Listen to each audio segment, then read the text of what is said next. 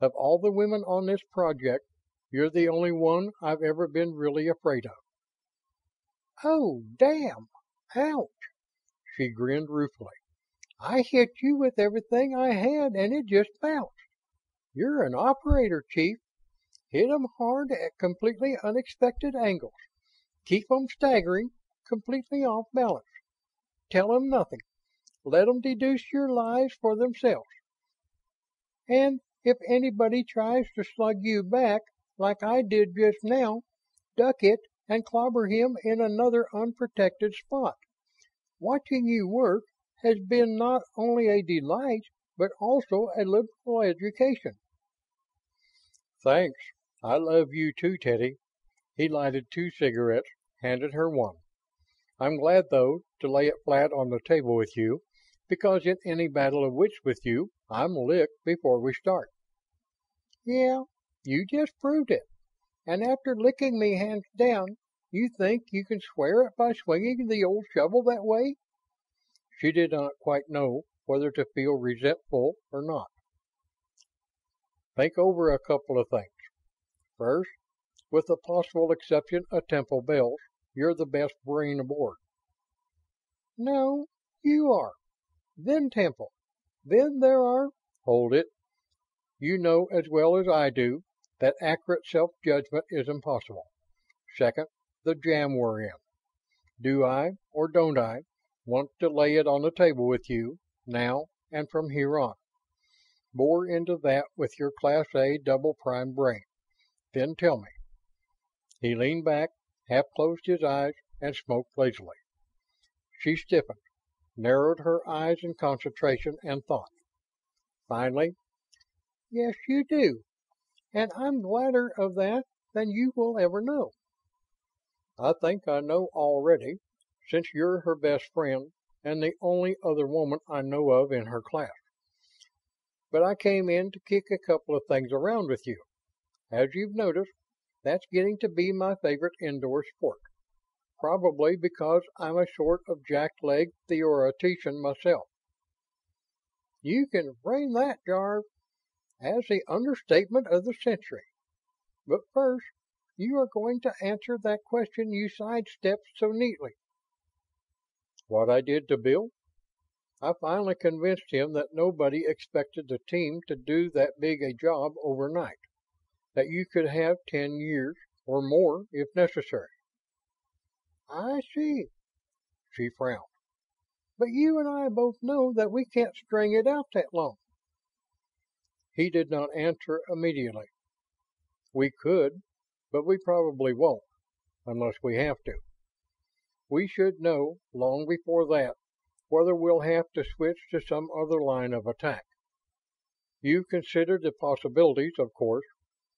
Have you got anything in shape to do a fine-tooth on?" "Not yet. That is, except for the ultimate, which is too ghastly to even consider except as an ultimately last resort. Have you?" "I know what you mean. No, I haven't either. You don't think, then, that we had better do any collaborative thinking yet?" "Definitely not. There's altogether too much danger of setting both our lines of thought into one dead-end channel." "Check. The other thing I wanted from you is your considered opinion as to my job on the organization as a whole. And don't pull your punches. Are we in good shape or not? What can I do to improve the setup?" "I have already considered that very thing at great length. And honestly, Jarve, I don't see how it can be improved in any respect. You've done a marvelous job. Much better than I thought possible at first." He heaved a deep sigh of relief, and she went on. "This could very easily have become a god-awful mess. But the board knew what they were doing, especially as the top man. So there are only about 4 people aboard who realize what you have done. Alex Kincaid and Sandra Cummings are 2 of them. One of the 3 girls is very deeply and very truly in love with you." Ordinarily, I'd say no comment, but we're laying on the line. Well, You lay that on the line only if I corkscrew it out of you, so I'll QED it. You probably know that when Sandy gets done playing around, it'll be... Bounce back, Teddy. She hasn't been. If anything, too much the opposite. A dedicated scientist type.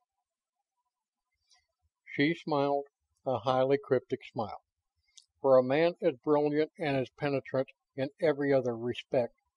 But after all, if the big dope didn't realize that half the women aboard, including Sandy, had been making passes at him, she certainly wouldn't enlighten him. Besides, that one particular area of obtuseness was a real part of his charm. Wherefore, she said merely, I'm not sure whether I'm a bit catty or you're a bit stupid. Anyway, it's Alex she's really in love with, and you already know about Bill and me. Of course, he's tops, one of the world's very finest. You're in the same bracket, and as a couple you're a dry fit, 1 in a million. Now I can say I love you too. She paused for half a minute, then snubbed out her cigarette and shrugged. Now I'm going to stick my neck way out. You can knock it off if you like. She's a tremendous lot of woman, and if, well, strong as she is, it'd shatter her to bits. So I'd like to ask.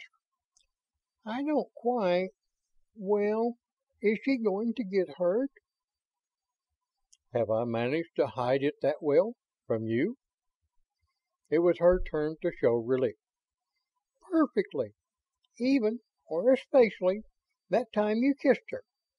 So damn perfectly that I've been scared green. I've been waking myself up, screaming in the middle of the night. You couldn't let on, of course. That's the hell of such a job as yours. The rest of us can smooch around all over the place. I knew the question was extremely improper. Thanks a million for answering it. I haven't started to answer it yet. I said I'd lay everything on the line, so here it is.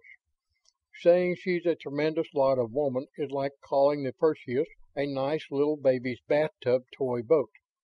I'd go to hell for her any time, cheerfully, standing straight up, wading into brimstone and lava up to the eyeballs.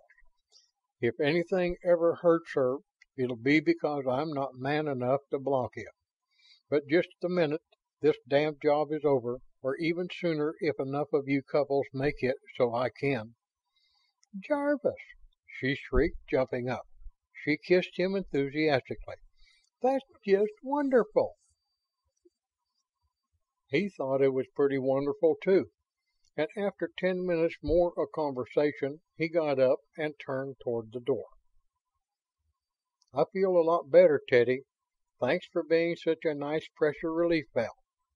Would you mind it too much if I come in and sob on your bosom again someday? I'd love it, she laughed then, as he again started to leave. Wait a minute. I'm thinking. It'd be more fun to sob on her bosom. You haven't even kissed her yet, have you? I mean, really kissed her. You know I haven't. She's the one person aboard I can't be alone with for a second. True, but I know of one chaperone who could become deaf and blind, she said with a broad and happy grin. On my door, you know, there's a huge invisible sign that says, to everyone except you. Stop. Brain at work. Silence.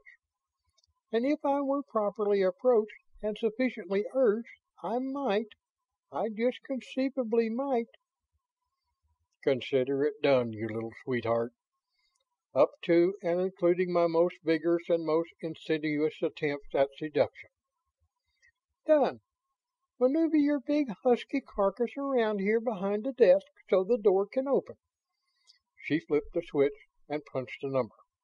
I can call anybody in here any time, you know. Hello, dear. This is Teddy. Can you come in for just a few minutes? Thanks. And 1 minute later, there came a light tap on the door. Come in, Teddy called, and Temple Bells entered.